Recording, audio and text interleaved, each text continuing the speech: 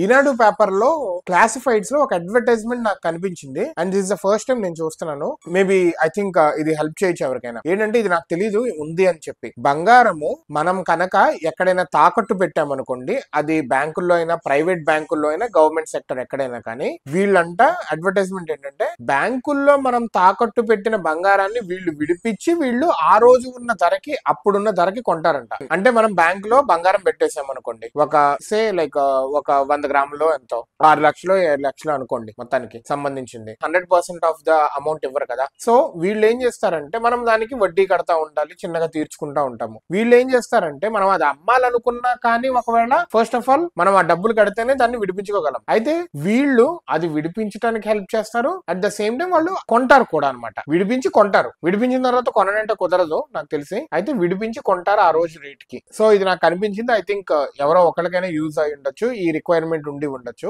ఎవరికైనా అవసరం అయితే కనుక చెప్పండి, there is this kind of facility కూడా అని చెప్పి.